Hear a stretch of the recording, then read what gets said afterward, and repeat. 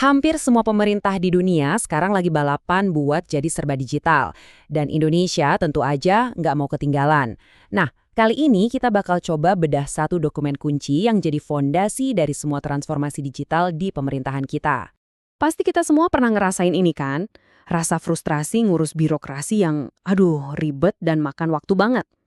Nah, ternyata rasa frustrasi kita semua inilah yang coba diselesaikan oleh pemerintah. Dan ini dia jawabannya, sebuah dokumen resmi namanya Peraturan Presiden atau Perpres nomor 95 tahun 2018.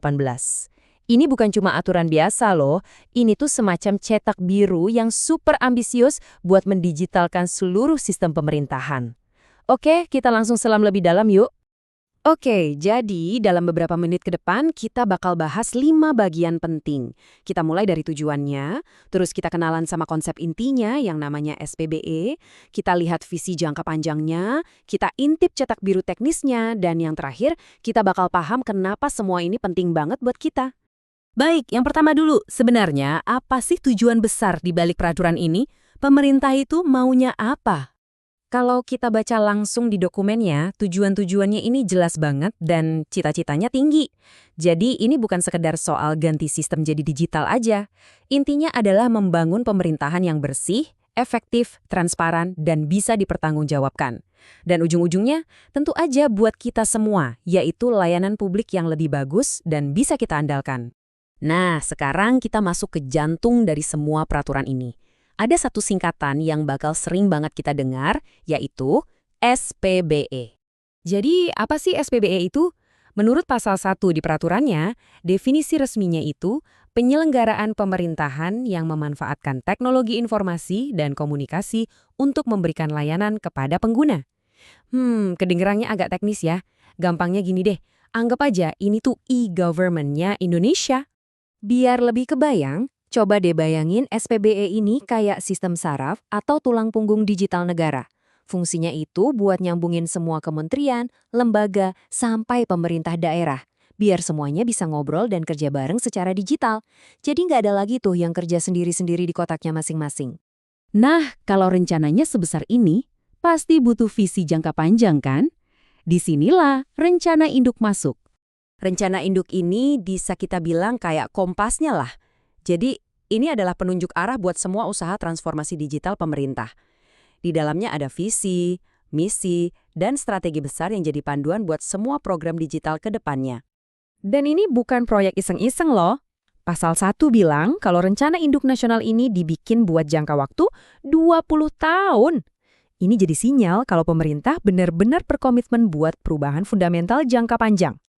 Oke, visinya udah ada. Terus gimana cara bangunnya? Nah, kita butuh cetak biru teknisnya. Inilah yang disebut arsitektur SPBE. Yuk kita lihat bedanya. Nah, ini dia nih yang menarik banget. Di sini kita bisa lihat bedanya dengan jelas. Jadi, rencana induk itu soal apa sih yang mau kita capai dan kenapa ini penting. Ini tuh visi jangka panjang buat 20 tahun ke depan.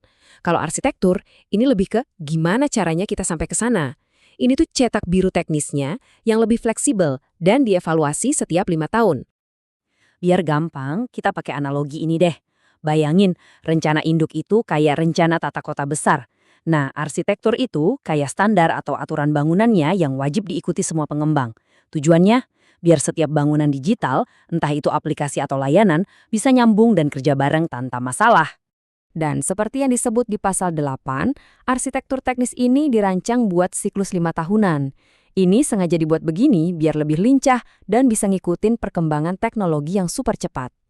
Arsitektur ini juga bukan cuma satu hal, tapi mencakup 6 area penting atau domain sesuai pasal 7. Mulai dari cara kerjanya atau proses bisnis, pengelolaan data, terus ada infrastruktur fisiknya, aplikasi yang kita pakai, keamanan sibernya, dan yang pasti, layanan yang kita terima sebagai masyarakat. Terus, siapa ngerjain apa? Nah, pasal 9 udah bagi-bagi tugasnya dengan rapi banget. Kementerian PNRB urus proses bisnis dan layanan. Bappenas jadi penjaga data dan informasi. Kominfo yang ngelola aplikasi dan infrastruktur. Sementara urusan keamanan siber itu jadi tanggung jawabnya BSSN. Jadi pembagian perannya jelas dan terstruktur. Tentunya, semua ini harus jalan di atas beberapa prinsip utama yang ada di pasal 2. Sistemnya harus efisien, terpadu, semua bagiannya harus bisa ngobrol satu sama lain atau interoperable, harus aman, dan yang terakhir, bisa dipertanggungjawabkan. Ini aturan mainnya. Oke, kita udah ngobrolin kerangka kerjanya yang lumayan rumit. Sekarang kita masuk ke bagian yang paling penting, emang dampaknya apa buat kita? Pasal 1 bilang kalau pengguna sistem ini cakupannya luas banget, ya pastinya instansi pemerintah dan pegawainya. Tapi yang paling penting ya kita-kita ini, warga negara, para pelaku usaha, dan siapapun yang berurusan sama pemerintah. Sistem ini dirancang buat semua orang. Jadi ini intinya, semua kerangka kerja yang kompleks tadi itu tujuannya cuma satu, mengubah total pengalaman kita berurusan sama pemerintah. Dari yang tadinya identik sama tumpukan kertas dan antre lama, jadi layanan digital yang lancar, nyambung satu sama lain, dan gampang diakses sama siapa aja.